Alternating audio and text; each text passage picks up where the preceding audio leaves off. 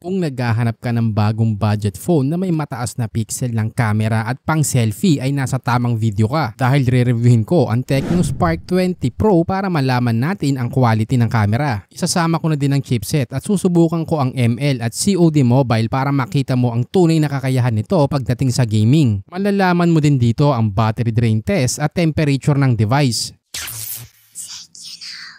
Meron itong 6.78-inch IPS LCD display, 1080 by 2460 pixels at 120Hz refresh rate. Kung ikukumpara natin to sa previous model na Spark 10 Pro, pareho lang sila ng pixels. Pero mas tumaas na ang refresh rate nito dahil yung previous model ay naka 90Hz lang kaya mas smooth na to. Dating naman sa quality ng screen, sakto naman siya para sa presyo. Ang isa pang kagandahan dito ay yung auto switch refresh rate. Ibig sabihin pag walang movement sa screen, bababa ang refresh rate sa 60 para mas tipid sa battery. Meron din itong dynamic port para sa notifications kagaya ng iPhone. Well, karamihan naman talaga ng budget phones ngayon ginagaya nila talaga ang iPhone lalo na sa design. Siguro yan din yung selling point nila. Dahil sa murang presyo nga magkaka-iPhone-ish na device ka na. Karagdagan pa dito, ito ay naka IP53 splash and dust resistance at dual speakers. Para sa akin lang medyo nahihinaan ako sa speakers kumpara sa ibang brand. Sa chipset, ito ay naka Helio G99 at may AnTuTu score na around 420,000. Mas malakas na ang overall performance nito kumpara sa dating model dahil naka G88 lang yon.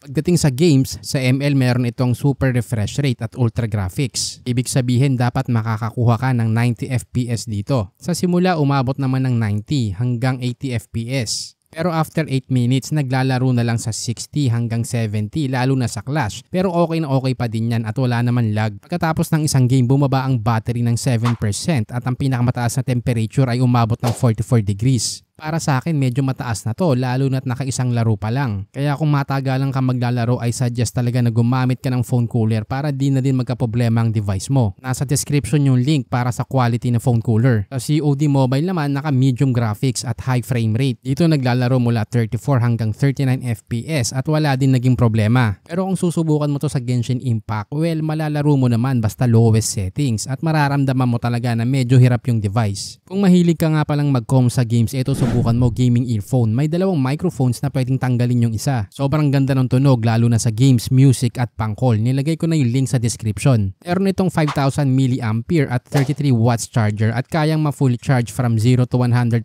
sa loob ng isang oras at 18 minutes. Yung 5,000 para sa battery yan naman talaga yung ginagamit ng karamihan. Pero yung 33 watts charger maraming tinalo to lalo na sa ganitong presyo. Ang highlight ng device na to ay ang camera. Ito ay may 108 megapixel para sa main, 2 megapixel macro, isang AI lens, 4 na LED flash at 32 megapixel selfie shooter. Pagdating sa quality ng picture, masasabi ko na maayos naman. Kayang mag-video recording ng 2K. Pagdating sa video, decent naman yung kulay. Yun nga lang, sobrang galaw niya lalo na pa naglalakad. Para sa akin, dapat nilang i-improve ang stabilization nito. Kung ang tanong mo kung pwede ba itong gamitin pang vlog, well pwede naman basta gumamit ka ng gimbal o tripod. Para manalo ng 100 smart load, siguraduhin lang na mag-subscribe, i-follow ang ating FB page at sagutin ng tama ang trivia question na to. Pipiliin ko ang dalawang winners at i-announce ko sa next video. Mabibili ito sa presyong 8,199 pesos sa online para sa 8GB RAM at 256GB internal storage. Overall, para sa akin maganda ang design niya. Okay din ang chipset. Yun nga lang, dapat nilang i-improve ang stabilization at OS update. Ilagay ko na din sa description yung link kung saan to mabibili. Pati na din ang mga best of the best smartphone at tablet ngayon. Huwag kalimutang mag-subscribe kung nakatulong at nakitaan mo ng value ang video na to.